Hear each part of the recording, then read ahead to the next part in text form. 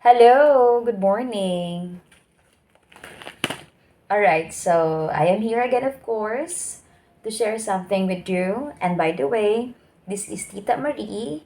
Mars Bridget is my account here at YouTube channel. So I hope na tatapusin mo ang video na ito. And kung sakaling may ads, finish it please.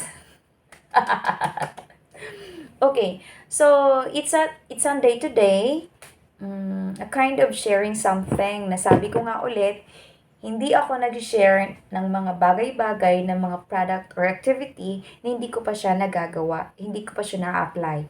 Proven and tested lagi ang sinishare ko po sa inyo. Alright, so what is it?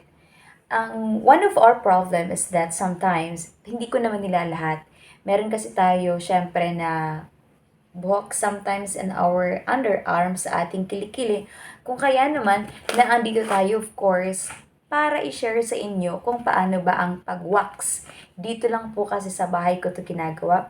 Before, kapag medyo may buhok na ang aking kilikili, pumupunta ako sa parlor and of course, doon ako nagpapawax na neto. But then this time, gusto ko na din ako mismo ang nagagawa. And then later on, I tried it. Nag-order ako syempre, inaral ko. And I successfully did it. And kung kaya naman, since na-try ko na, gusto ko na rin naman na i-share sa inyo. Alright, so of course, what are the materials being used for this waxing? Nasa bahay lamang po. Of course, kailangan ko nitong hard wax beans. Hard wax beans.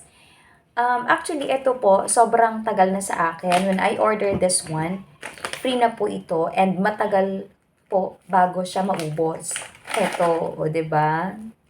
And of course, then, this wooden spatula, kailangan din of course, kasi syempre, mamaya kapag itong wax beans na ito, kapag natunaw na siya, mainit siya, ito syempre yung gagamitin ko from here, and i-apply sa aking kilikili.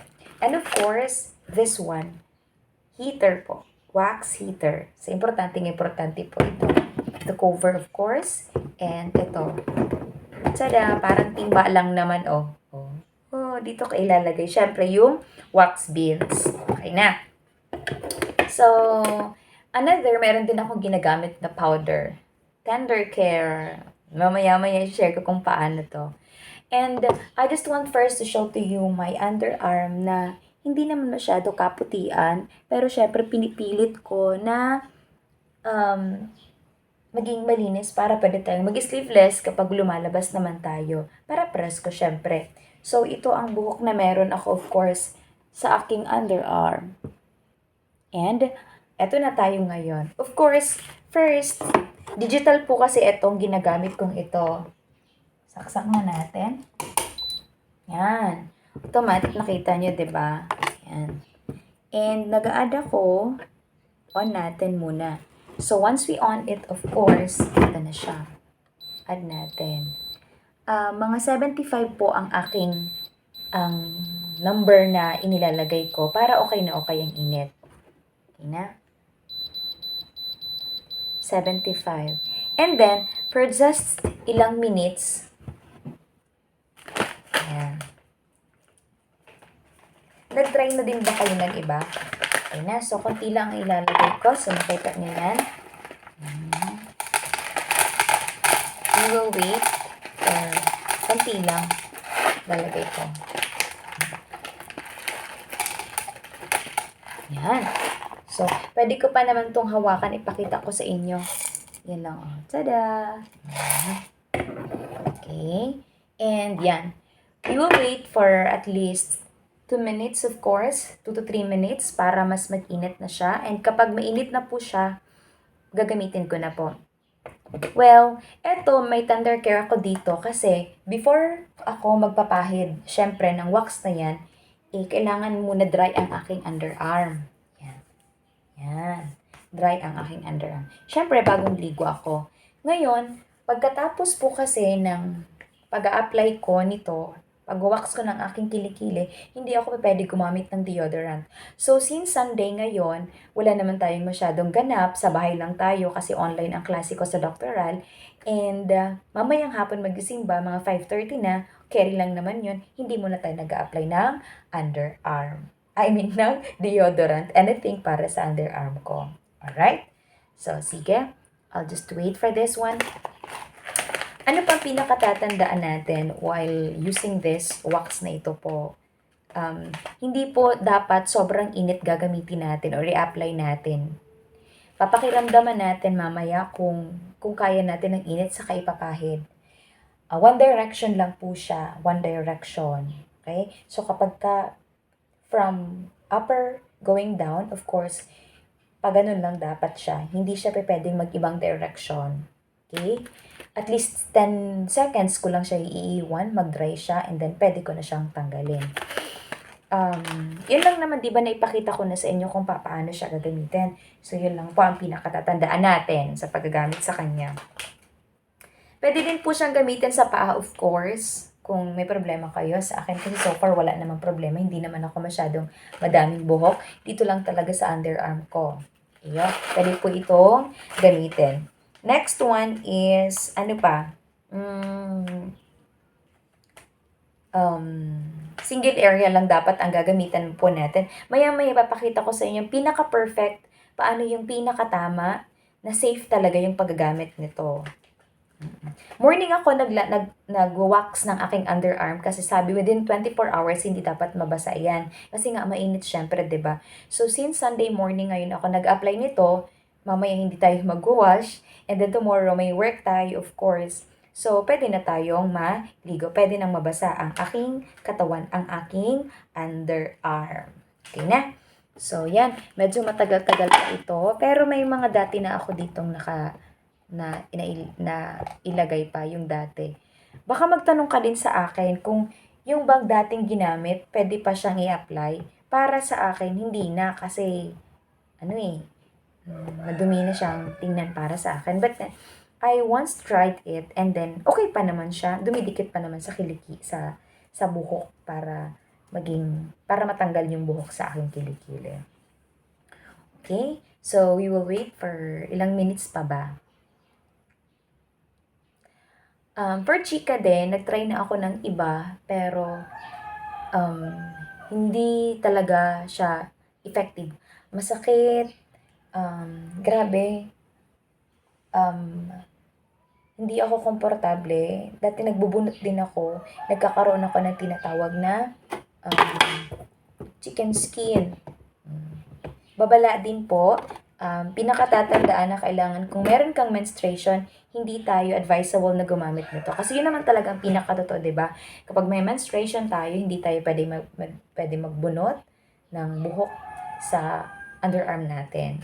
Kasi yun na yung nagkukos ng chicken skin. So, totoo po yan, proven and tested ko yan. Kaya yun yung nangyayari.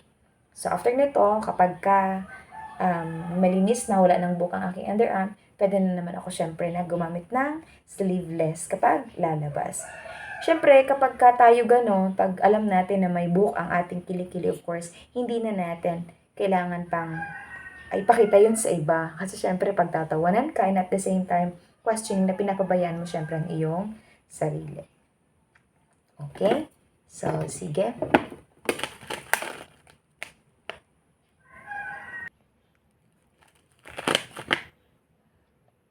Pagka madaming inilagay natin, of course, medyo matatagalan tayo para matunaw po ang lahat.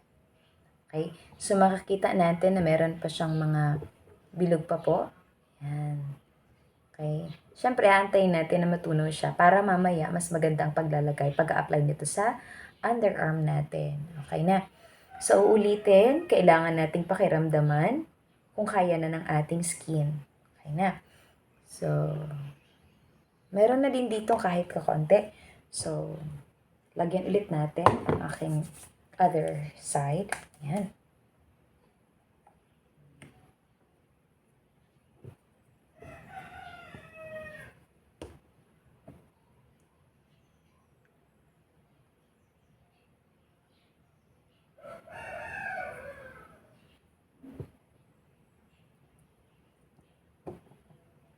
So, sana po makatulong ito sa inyo. Okay, so try ko.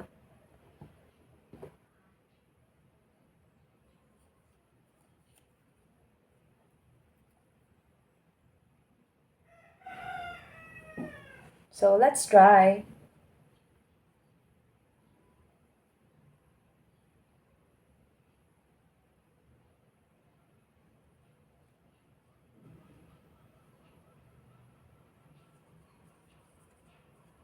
Ngayon, tinatry ko lang kasi since bago yung pagkakalagay ko, 'di ba? Kunti lang muna nilagay ko. So, from top going down, kaya naman from down naman going top. Okay? So, ngayon dadamihan ko na po siya. Ngayon kasi konti lang ha.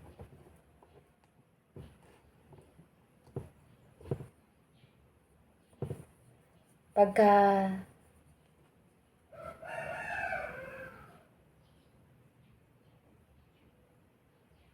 yan.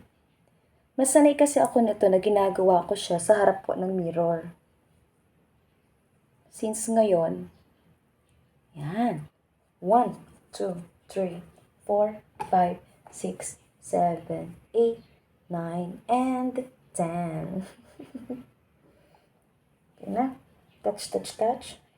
Medyo hindi pa siya totally talaga. So, pwede na. Ready na, ready na, ready na. 1, 2, 3. Yan. O yan, pakita ko sa inyo. Tada! Kita mo? Okay, so, effective po ito. Maganda po ito na gamitin. Yan. Grabe, ang dami-dami na agad, oh. 'Di ba? So, maya-maya pagpapatuloy ko ito ng sobra-sobra, to the max, kasi harap nga ako ng mirror ko ginagawa ito. So, eto. Yan. I hope na sana, ano pang tanong kaya? Yun lang naman ang pinaka-usual na tanong ko. So, maya-maya din ako sa harap ng mirror gagawa nito para mas komportabling talaga ako. Ngayon, ipinapakita ko lang sa inyo na within 10 seconds, paano yung pag-apply, paano yung pagtanggal. Yun lang naman.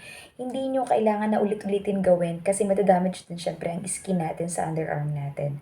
So, yun lamang po. I hope that you will finish this video po and please do subscribe para naman makafollow kayo at malaman nyo pa kung ano pang i-share ko sa aking buhay-buhay. Well, again and again, thank you so much po.